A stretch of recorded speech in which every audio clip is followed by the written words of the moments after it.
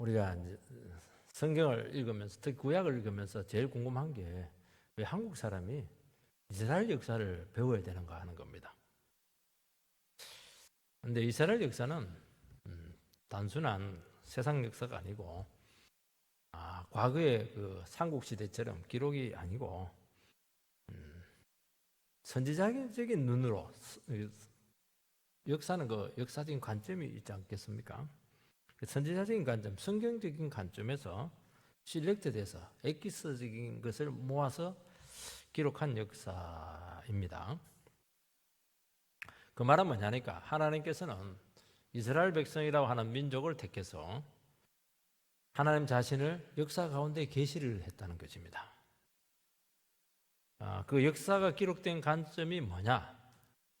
그래서 이 구약 성경에서는 모세의 오경이 참 중요하고요. 그 중에서도 신명기가 참 중요합니다.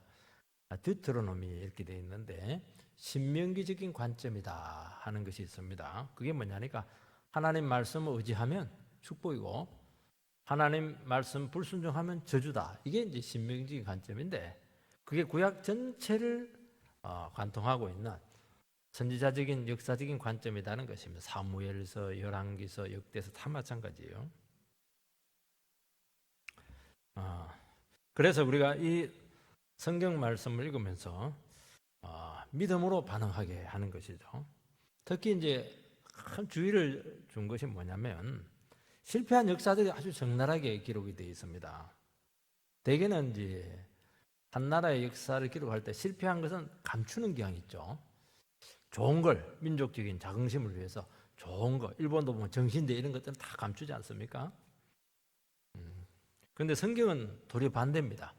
잘했던 것은 믿음으로 반응했더니 축복받았다 이래놓고 못했던 것들만 싹 기록합니다. 다윗이 잘못했던 것만 그 심시에서 한 말까지 기록을 해놔요.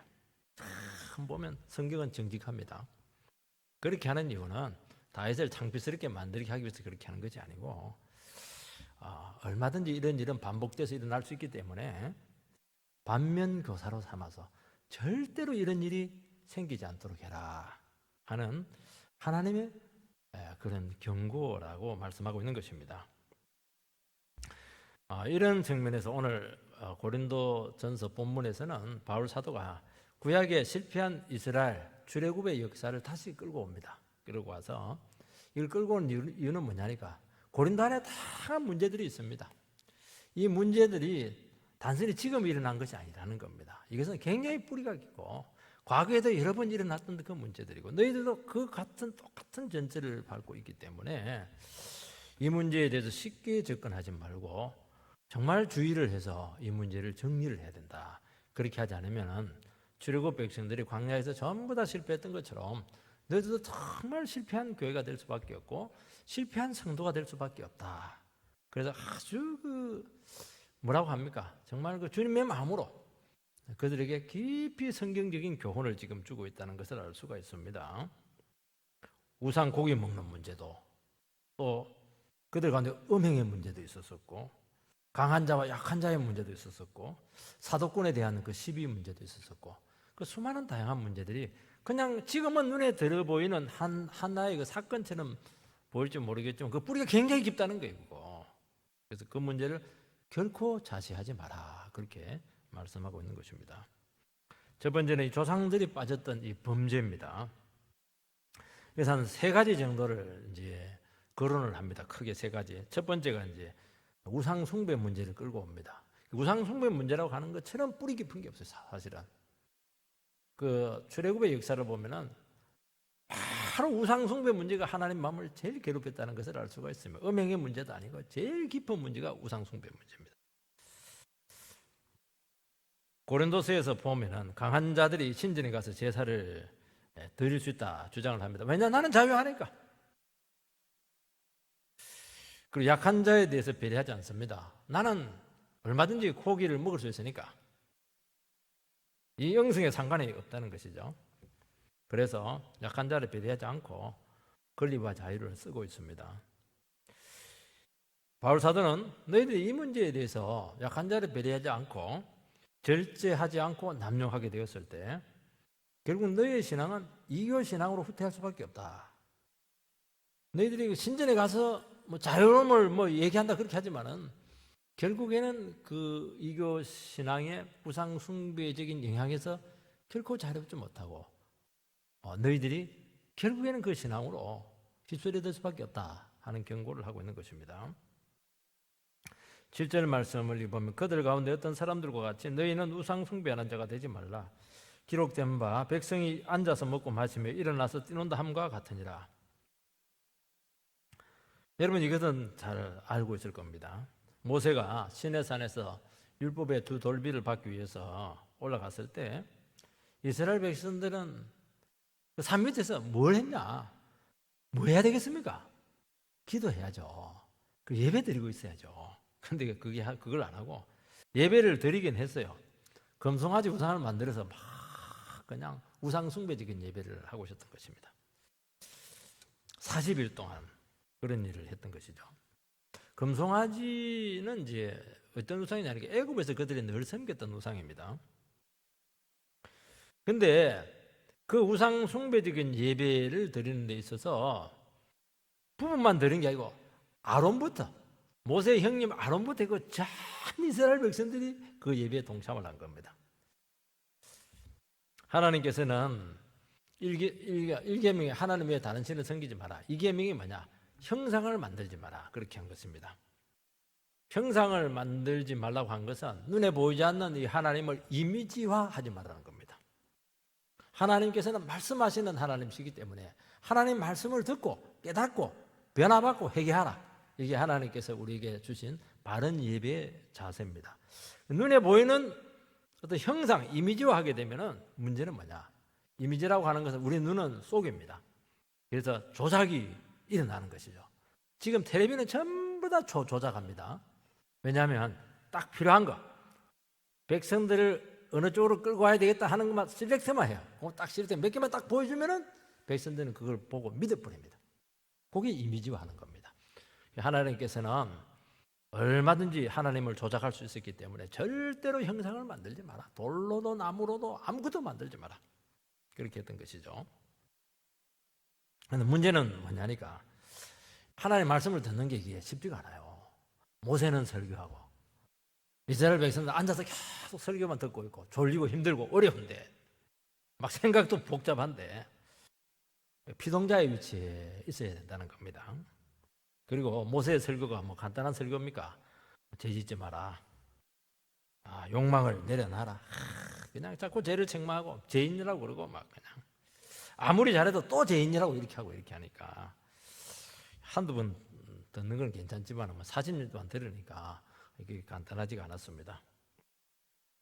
하나님께서 이렇게 말씀하시는 이유는 인간의 죄 문제가 굉장히 심각했기 때문이고 이 죄라고 하는 것은 항상 다뤄지지 않으면 결국에는 문제를 일으켜서 공동체를 깨뜨린다는 것을 보았기 때문이죠. 그래서 말씀 듣고 자기 자신을 돌아보고 죄를 발견하고 회개하라. 말씀 듣고 재고백하고 회개하고 말씀 듣고 재고백하고 회개하고 이거는 막 예배 때마다 해야 된다. 이제 그게 하나님께서 요구하셨던 예배죠. 조금 더 욕망의 여지를 주지 않습니다. 우리는 오전 예배 드리지만 또 오후 예배 드리면 또 중간에 무슨 일이 있었는지 몰라요. 또 무슨 욕망이 올라왔는지 알 수가 없어요. 또 그냥 하나님의 말씀을 가지고 또 욕망을 그렇게 십자가에 못 박고 이런 예배를 드리는 것이 하나님께서 우리에게 요구했던 것이죠. 근데 모세가 날이면 날마다 새벽 기도하고 저녁 기도하고 이렇게 했는데 40일 동안 딱 떠난 겁니다. 기회다. 있을 때는 괜찮으니까 눈치가 보이니까 늘 예배를 드리니까 그때 뭐 했냐? 그동안 모세 때문에 너무 힘들었다 이러면서 검 여러분 비싸잖아요. 검을 전부 다 사람들이 그 말도 안 했어요. 안 내놓을 텐데 그 귀한 건데 전부 다 자발적으로 검을 내가지고 금송아지를 탁 만들어놨어요. 야, 사람의 그 욕망이라는 것은 이것을 보여주고 있죠. 그리고 하나님이다. 여러분 이게 우상이라고 해서 섬긴 게 아닙니다. 금송아지를 만들고 하나님으로 섬겼다는 겁니다. 이스라엘 백성들이 진짜 원했던 것은 뭐냐? 말씀하시는 하나님이 아니고 금송아지 형상으로 나타난 하나님, 그분을 섬겼습니다. 여러분, 이미지화 되게 되면은 어떻게 되느냐? 조작이 가능하다고 했죠. 그리고 하나님 속에 있는 그 신성, 이 부분이 축소가 돼요. 그러니까 금송아지로 하나님을 탁 만들어 놓으니까 하나님이 어떤 분으로 바뀌냐니까, 하나님은 금덩어리를 참 좋아하네. 그리고 송아지 아닙니까? 송아지, 송아지, 얼룩송아지 막 노래 불러주면 너무 좋아하는 하나님이네. 그리고 손은 막 뼈 빠지게 일하잖아요. 그리고 마지막에는 꼬리곰탕까지 그냥 뼈까지, 뼈국물까지 우리에게 막 제공을 하는, 그리고 우리를 도와주시는 하나님. 무슨 막 눈물이 탁 나잖아요. 축복하시는 하나님. 쟤는 절대로 문제 삼지 않고 재물만 갖다 주면 또 이 송아지는 늘 웃고 있어요. 웃고 있고 이렇게 하니까 은혜가 된다. 그러니까 뭐 얼마든지 하나님을 조작할 수가 있는 것입니다. 이스라엘 백성들은 하나님의 존재는 부인할 수는 없고, 인간 속에 있는 그 욕망을 통제할 수는 없고, 그래서 금송아지 형상으로 턱 만들어서 너무너무 하나님을 열정적으로 섬겼다는 겁니다. 눈치 보고 섬긴 게 아니에요. 작은 백성들이 뛰놀고 일어서고 춤추고 술 마시고 막 그렇게 했던 것을 알 수가 있습니다. 얼마나 재밌어요. 예배가 북치고 장구치고 막 떠들고 막 그냥 축제죠. 축제. 페스티벌 했던 것입니다. 여러분, 신앙이라고 하는 것은 뭐냐? 신앙은 인간의 욕망의 문제를 어떻게 해결하느냐 하는 문제죠. 불교도 마찬가지잖아요. 욕망을 어떻게 해야 되냐 하는 문제죠. 불교는 막 그냥 수양으로 두드리기 다 잡는 겁니다. 우리는 말씀으로 다스리는 것이죠. 이게 재성이 굉장히 강력해요. 그래서 어떤 사람들은 욕망이 있었기 때문에 인류가 발전한 것이 아닌가 그렇게 미화하기도 합니다. 여러분, 우상은 뒤집어서 이야기하면 뭐냐? 내 속에 있는 욕망을 형상화해서 만들어낸 거예요. 이게 내 자신이라. 그게 만들어 놓은 게 내 자신이에요. 이게. 그래서 어떤 사람들은 내 자아가 오늘날에는 우상이다 그렇게 말하는 겁니다. 내가 좋아하고 내가 추구하는 거, 이게 내 우상이라는 것이죠. 고린도 교회 강한 자들은 신전의 제사에 참석을 했고 그 고기를 먹을 수 있다고 생각을 했던 것이, 나는 강하니까, 나는 그런 데 영향을 안 받으니까. 바울 사도는 그렇게 한 동기가 네 깊은 속에 있는 욕망의 한 표현이 아니냐 그렇게 도전하고 있는 것입니다. 실제로는 믿음이 좋아가지고 그렇게 한 것이 아니고요, 정말 이거 예배를 좋아했다는 것을 말씀하고 있는 것입니다. 보면 먹고 마시며 일어나서 뛰논다. 이게 뭐냐니까, 먹고 마시고 일어나서 뛰논다. 3박자죠. 4박자. 이게 이제 이교 제사 방식의 전형적인 원리입니다. 이교 제사에는 페스티벌 축제 행사가 있었습니다. 여러분, 축제라고 하는 것은 이것은 인간 속에 있는 것을 모든 것을 표출하는 것이죠. 그 과정에서 어떤 남잡한 행위가 일어날 수 있을지 아무도 알 수가 없어요. 그러니까 이교 예배는, 우상 예배는 인간 본성을 표출하도록 그런 촉구하는 예배다는 것이죠.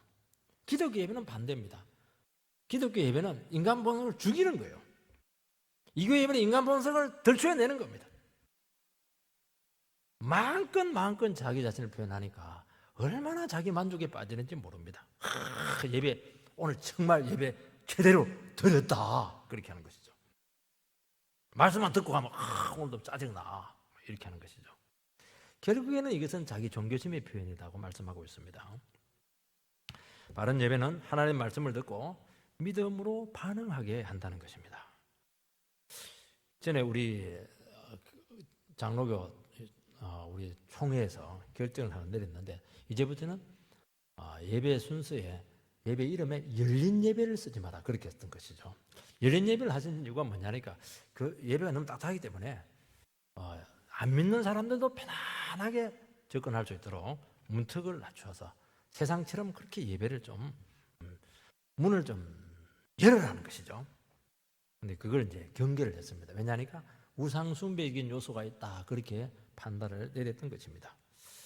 이런 봉사 위주, 체험 위주의 신앙생활 하시는 분들은 말씀 중심의 신앙에 처음에는 적응하는 것이 어려울 수가 있습니다. 왜냐하면 봉사는 막 하는 거잖아요. 체험도 자기가 주도가 돼서 하는 것이거든요. 근데 이 말씀 중심의 신앙이라고 하는 것은 가만히 앉아서 하나님의 말씀을 듣고 끊임없이 자기 자신을 돌아봐야 돼요. 나의 제 허물들 돌아보고 그 예배 드리는 순간은 하나님하고 대결하는 순간입니다. 너 그거 회개해야 된다. 회개 안 하면 너 저주다. 너 그 십자가 못 박아라. 아니요. 나는 내 생각이 옳습니다. 나는 내 생각을 고수하겠습니다. 이거 치열하게 싸우는 겁니다. 그래서 그걸 십자가로 가져가서 꺾어버려야 되는 것이죠. 그게 살아있는 예배입니다. 우리가 가만히 있으면은 하나님 말씀 들어가죠. 내 마음을 떳떳하게 해주고 막 만져주고 자아를 만져주고 풀어주고 그렇게 하는 것인데 그게 아닙니다. 예배는 치열한 영적인 싸움이 이루어지는 장소입니다. 여기서 초부를 보라는 겁니다. 여러분, 하나님의 말씀은 죄와 욕망을 지적하기 때문에 우리는 그 힘으로 살아왔잖아요. 우리 야망으로 살아왔잖아요. 그러니까 자꾸 야망을 꺾어버리니까 기가 팍 죽어버려요. 그 힘이 잘 나지 않아요. 왜냐하면 내가 잘난 맛으로 살았으니까. 너 못났다 이래 버리니까 그렇게 하는 겁니다. 그리고 자기 안에는 수많은 은사들이 있는데 그거 쓰지 말라는 거예요. 그거 쓰지 마라. 그거 성령으로 변화되기 전까지는 그거 위험하다. 그거 네 자랑이 될 가능성이 있기 때문에 그거 쓰지 마라. 그렇게 하는 거예요. 그리고 하나님의 말씀으로 다시 붙들려 가지고 그걸 새롭게 써라. 이렇게 하니까 굉장히 그 처음에는 힘듭니다. 그래서 웃고 떠들고 춤추고 즐기면서 신앙생활 하는 것을 참 좋아한다는 것입니다. 하나님께서는 그런 예배를 싫어한다는 것입니다. 자기가 부인되는 것을 통해서 정말 말씀과 성령으로 거듭나는 그런 예배를 드리기를 원하고 있었던 것인데 고린도 교회 사람들이 워낙 능력도 많고 워낙 재주도 많고 이렇게 하다 보니까 이게 안 됐던 것입니다. 두 번째는 그들이 음행에 빠진 것입니다. 이교 우상 제사를 드린 후에 축제가 벌어지게 되었고 그러나 반드시 마지막 코스가 뭐냐? 음행하는 것입니다. 우리식으로 말하면 섹스 파티를 했던 것이죠. 그리고 공적으로 그것을 했던 것입니다. 8절 말씀을 보면 그들 중에 어떤 사람들이 음행하다가 하루에 23,000명이 죽었나니 우리는 그들과 같이 음행하지 말자. 이스라엘 백성들이 이제 시틴 골짜기에 오게 되었는데 이제 광야 40년 훈련이 거의 끝났습니다. 이제 가나안 땅에 이제 진격할 수 있는 그 출입구에 이제 오게 되었던 것이죠. 이스라엘 백성들이 40년 동안 한 것은 모세의 설교를 듣고 끊임없이 걷는 것입니다. 그러니까 40년 기간은 뭐냐? 수련의 기간이었습니다. 그때 모압 왕 발락이 이스라엘을 저주하기를 바랬던 것이죠. 그래서 많은 금품을 약속을 하고 발람 선지자를 초청해서 저주를 하게 합니다. 발람은 아무리 저주를 하려고 해도 입에서 저주가 나오지 않고 축복의 말이 나왔어요. 모압 왕이 왜 돈 그리 받아놓고는 저주하라고 했는데 왜 축복을 하냐 이렇게 하니까 내가 축복을 하려고 해도 성령이 그냥 나를 그냥 자꾸 좋은 말 나게 하니까 나도 어떻게 할 수가 없다. 이게 성령의 역사다. 그렇게 이제 대답을 합니다. 우리도 그렇잖아요. 저 사람 만나가지고 막 저주를 퍼부을 하는데 만나는 순간 갑자기 막 하나님께 입을 막 털어가지고 막 축복의 말을 막 해주고 돌아가는 경우가 있거든요. 그것은 성령께서 역사를 하신 것입니다. 그러니까 다른 방법이 없냐 이렇게 물으니까 하나님이 제일 싫어하는 것은 음행이다 하는 것입니다. 그러니까 벌써 발람은 아는 거예요. 우상과 하나님 극명한 차이가 뭐냐? 바알 우상은 음행을 너무 좋아해요. 음행을 해야 비가 오는 거예요. 음행을 해야 농사가 잘 되는 겁니다. 하나님은 제일 싫어하는 것이 음행이다. 그렇게 딱 이야기를 하는 것이죠. 그래서 덫을 하나 딱 놓는데 그들이 지나가는 탁 길목에 모압 여자들로 하여금 거의 반나체로 그렇게 만들어서 모압 신에게 예배드리게 하십시오. 그렇게 제의를 합니다. 이 작전은 그대로 적중을 해서 수많은 이스라엘 백성들이 이 예배에 제발로 찾아와요.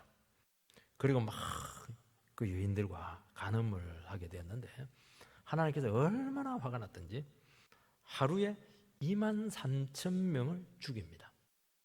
그러니까 2만 3천 명이 하루에 가가지고 그 짓을 한 거예요. 이스라엘 백성들이 40년 동안 수련회를 했습니다. 수련회 끝났어요. 수련회 끝나서 이제 현장으로 가서 싸워야 됩니다. 네, 마지막 기말고사에 완전히 낙제가 되었습니다. 여자 하나 보고 막 눈이 확 뒤집어졌어요. 왜냐하니까 40년 동안 수련회 한다고 너무 절제를 했거든요.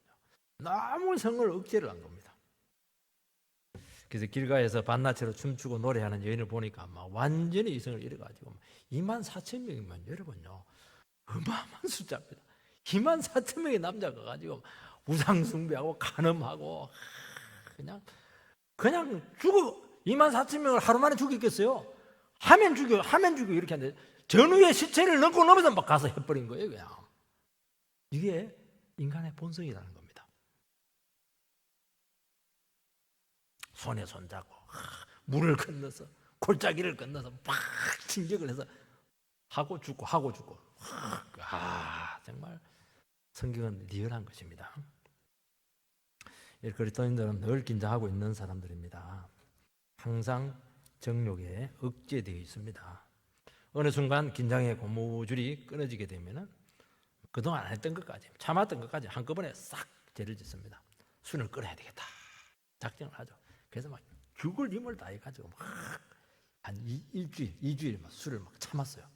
친구가 딱 한 잔, 더 이상 욕 안 할게. 그러면 어떻게 합니까? 2주 그동안 아무것도 다 퍼마시고 죽어버립니다. 그게 죽는 거예요. 2만 4천 명 죽었잖아요. 그렇게 해서 죽는 겁니다.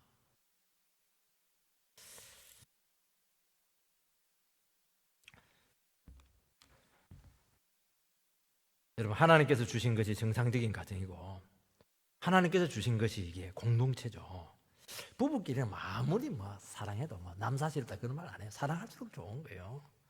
그래서 신앙이 깊어질수록 우리는 배우자를 더 사랑할 수밖에 없습니다. 죄는 뭐냐? 한 사람으로 만족하지 못하는 것이 죄입니다. 여러분, 이스라엘 백성들은 자기 배우자들이 없었어요.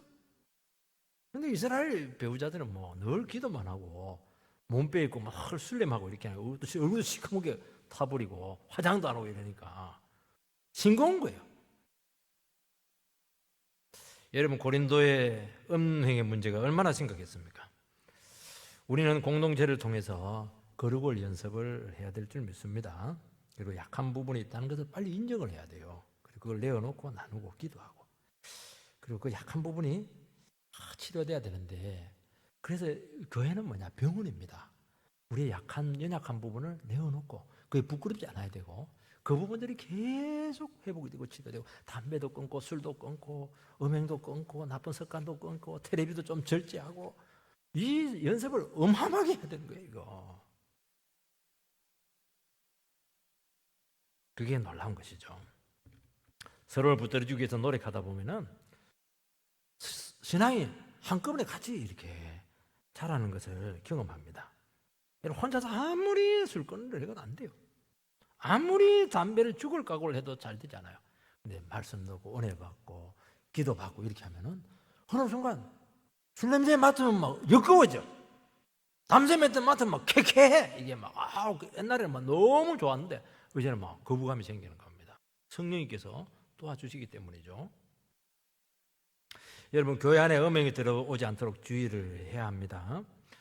영적으로 긴장이 딱 풀리면 가장 먼저 찾아오는 것이 음행입니다. 왜냐하면 음행은 돈 안 들이고 제일 강력한 이 기쁨과 자극을 한순간에 주기 때문이죠.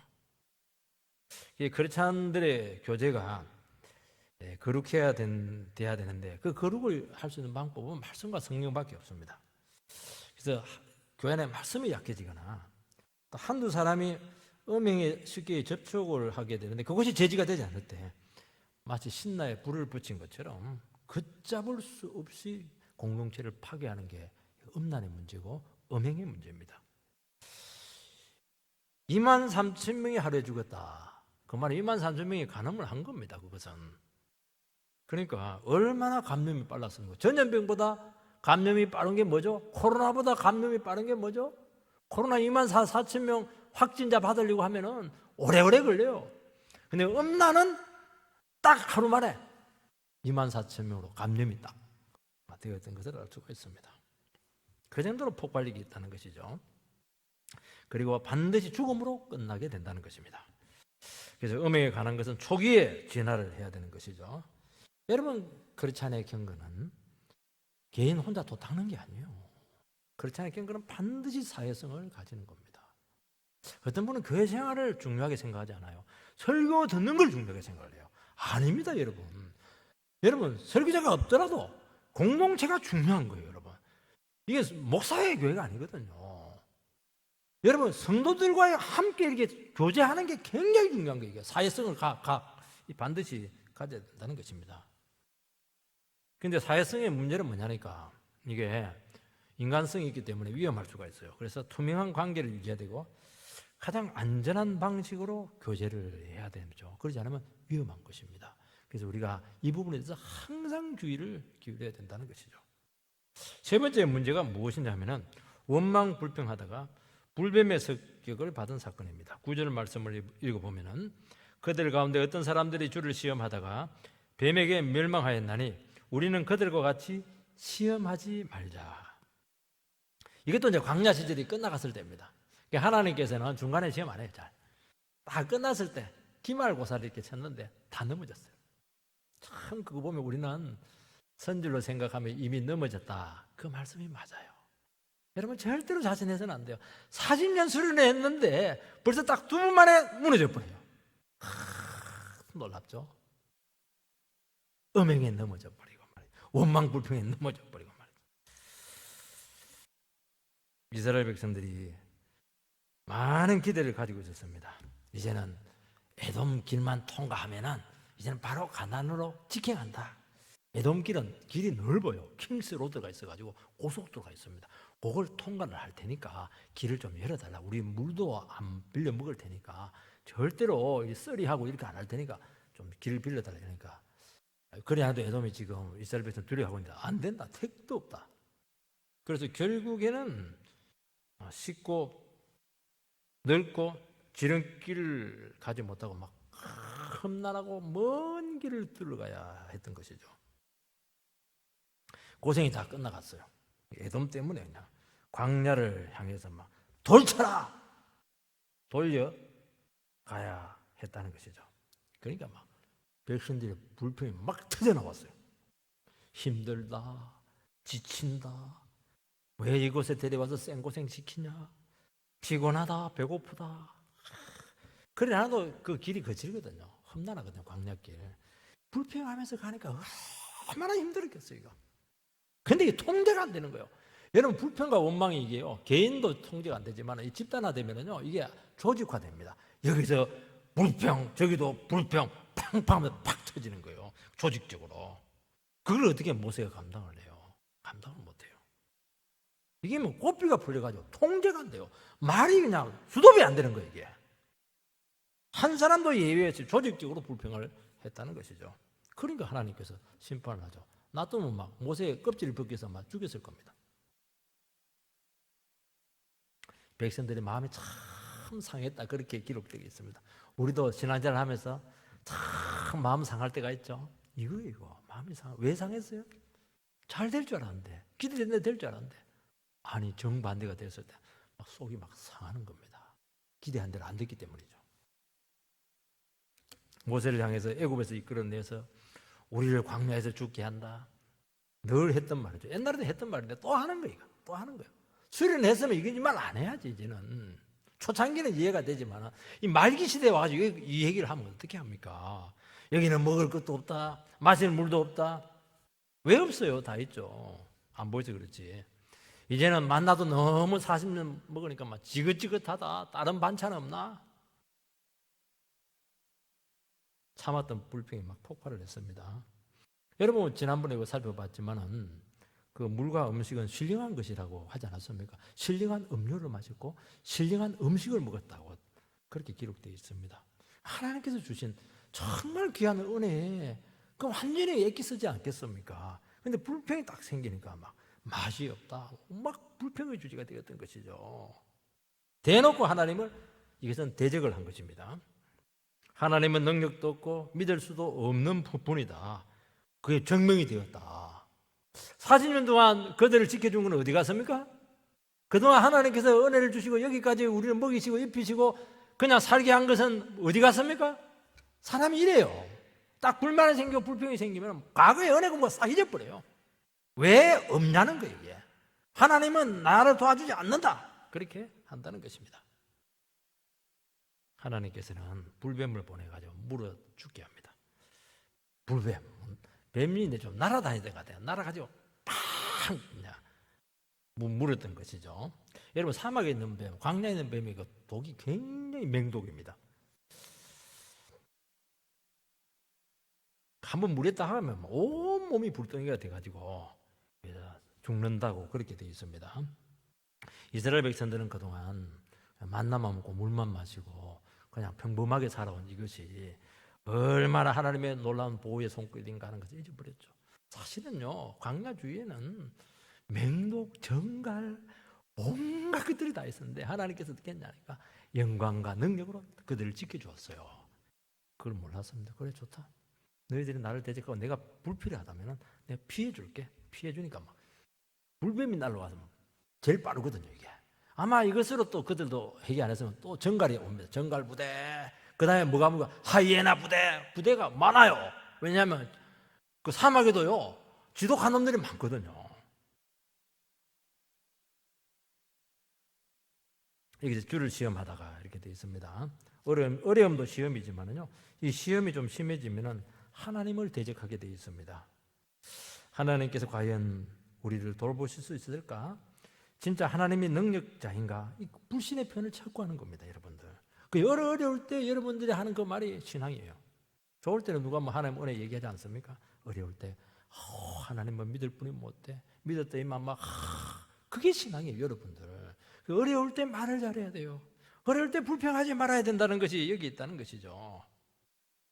하나님의 보호에 손길을 거두시면은 어떻게 살아가려고 합니까? 그래야도 어렵고 힘들어 죽겠는데 그나마 하나님께서 보호의 손길을 놓치면 거기서 바로 죽는 겁니다, 여러분들. 우리는 어려움이 계속되거나 너무 힘들면 막 마음이 상합니다. 하나님에 대해서 막 거역하는 본성이 막 어디서 감추어진지 몰라요. 이게 막 솟구치는 것 같습니다. 기대한 것이 무산되었어요. 상황이 더 힘들어졌어요. 그동안 참고 참았던 불만이 막 솟구치는 것입니다. 여러분 이때 잘 해야 됩니다. 이때 한번 딱 더 하나님을 바라봐야 되죠.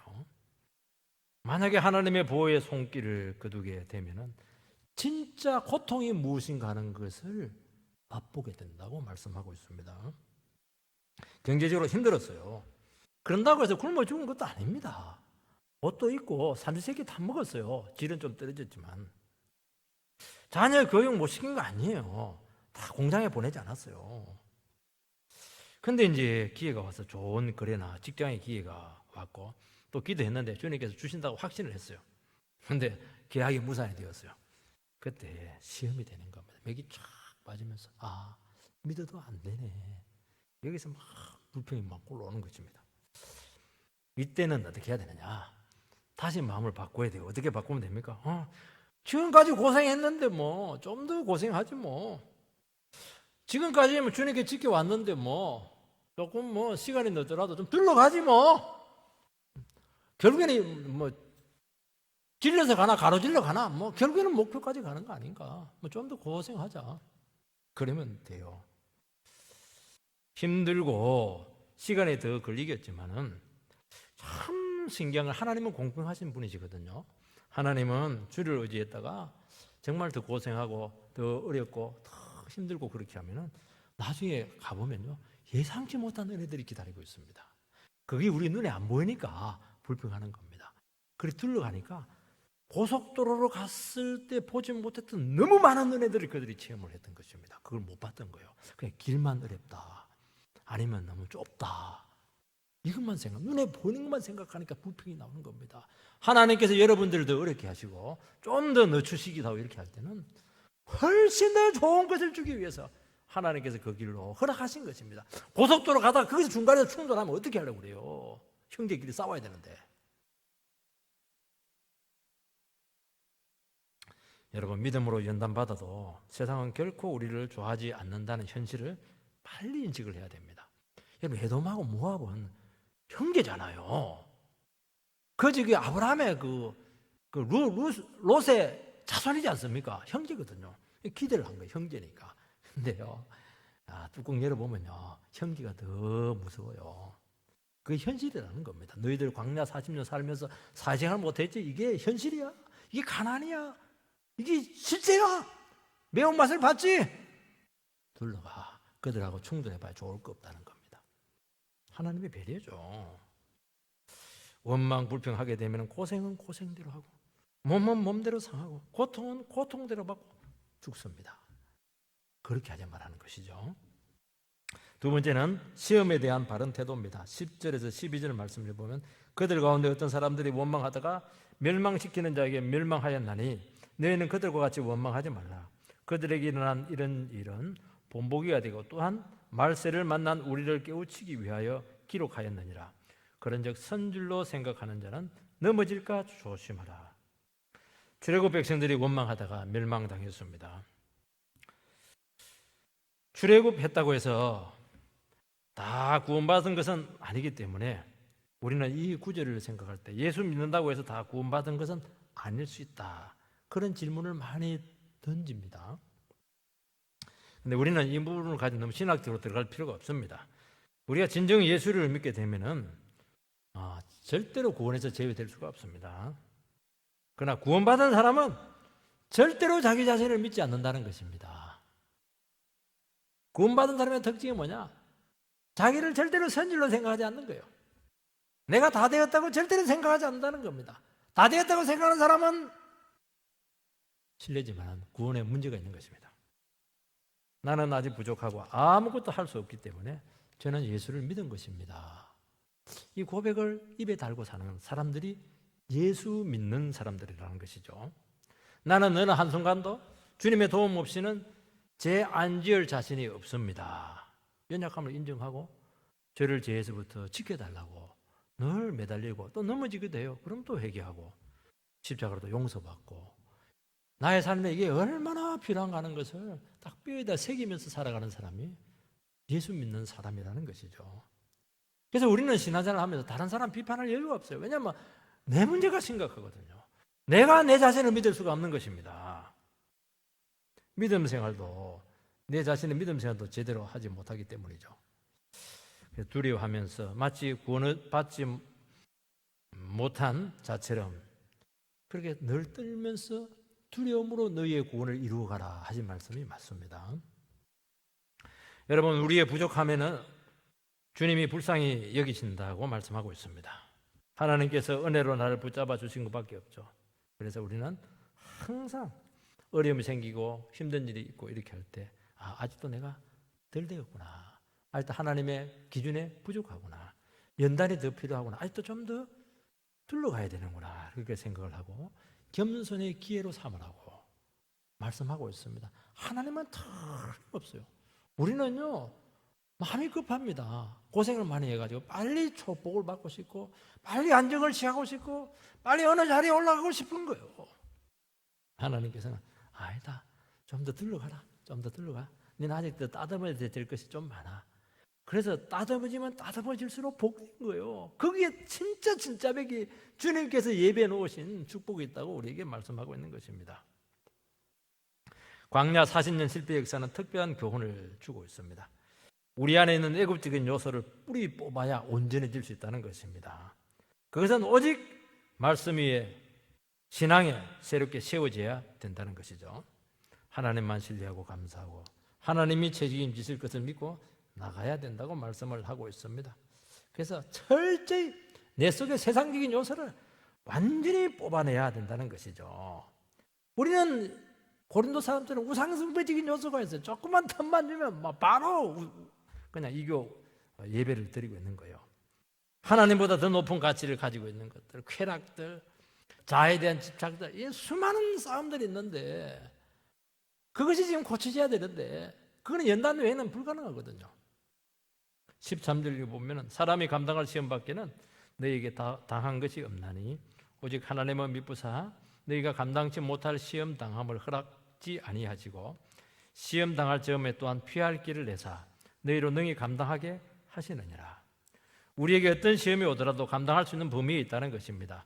하나님은 미쁘다고 하는 것은 예쁘다는 것이 아니고 신실하신 분이다, 믿을 수 있는 분이다, 그 의미를 가지고 있습니다. 우리는 안 좋은 일이 생길 때 우리는 자기 상상을 합니다. 지금 상황은 그까지 안 갔는데 자기 지금 생각은 그 극단적인 그 상황까지 벌써 이미 끌고 갔어요. 그러니까 막 낙심을 하는 겁니다. 아무 일도 안 일어났어요. 좀 그럴 기미가 보이고 있는 거예요. 근데 본인은 완전히 그 구름통에 빠져가지고 거기서 막 뒤늦고 함께 뒤범벅이 돼가지고 막 헤어나오지를 못하는 겁니다. 그게 불신앙이죠. 주님은 감당할 시험 이상 안 준다고 했습니다. 우리가 감당 안 하면 거기까지 안 보내요. 우리는 최악의 상황에서 막 움직이고 있는데 주님은 절대로 우리 감당하지 못하고 믿음을 잃어버릴 그런 자리까지 절대로 용납하지 않습니다. 그래서 하나님은 신실하다는 것을 붙드시기 바랍니다. 얼마나 걱정이 많아요. 얼마나 근심이 많습니까? 믿음을 쓰시기 바랍니다. 이 어려움은 감당할 수 있고 하나님이 주신 것이고 잘 통과하면 우리에게 약이 된다 하는 것을 날마다 고백하시기 바랍니다. 여러분, 왜 어려움을 주실까? 고민하면 안 됩니다. 고민하면 안 돼요. 그건 고민해서 풀린 문제가 아니에요. 그건 겪어야 되는 문제입니다. 그것은 왜 어려움을 주실까? 생각을 하지 마세요. 그냥 믿음으로 반응하세요. 어차피 온 거 아니냐? 좋다. 어차피 나에게 시험 문제가 떨어졌다. 그러면 나는 최단 시간 내에 그거 풀어내겠다. 그것만이 정답입니다. 우리가 왜 하나님께서 시험을 줍니까? 사랑하는 자녀이기 때문에 그렇게 하죠. 제대로 크기 위해서 그렇게 한 것입니다. 피할 길을 예비하십니다. 어려움 안에 우리는 길이 없기 때문에 절망하잖아요. 하나님께서 시험 문제를 드리는 그 안에 답이 있는 겁니다. 그 속에 반드시 살 길이 있습니다. 예수께로 피하시기 바랍니다. 굶어 죽을 것 같죠? 굶어 죽습니다, 여러분. 이상하게 살아갑니다. 매 순간 간섭을 하십니다. 피할 길은 강도가 좀 의미하기도 하고 또 기간, 또 실제적인 도움 이것을 이제 피할 길이다 그렇게 의미를 합니다. 도저히 못 참겠다 그렇게 생각되어질 때 갑자기 어려움이 끝나게 될 겁니다. 가장 어두울 때 한순간에 먼동이 터오르듯이 우리 인생의 가장 어려운 순간 바로 지금 먼동이 터오르기 일보 직전이라는 것을 믿으시고 한 번 더 주님 앞에 여러분의 믿음을 발동을 시키시길 바랍니다. 아무 생각이 나지 않을 때가 있어요. 하나님께서 불가항력적으로 도우실 것입니다. 그러나 화를 내거나 원망하면 아무것도 없어요. 고생들 하고 완전히 얻는 거 하나도 없습니다. 그래서 어둠의 긴 터널을 잘 건너가셔서 생각지도 못한 예비된 축복을 다 누리는 우리 귀한 성도님 되시기를 주의 이름으로 축원드립니다.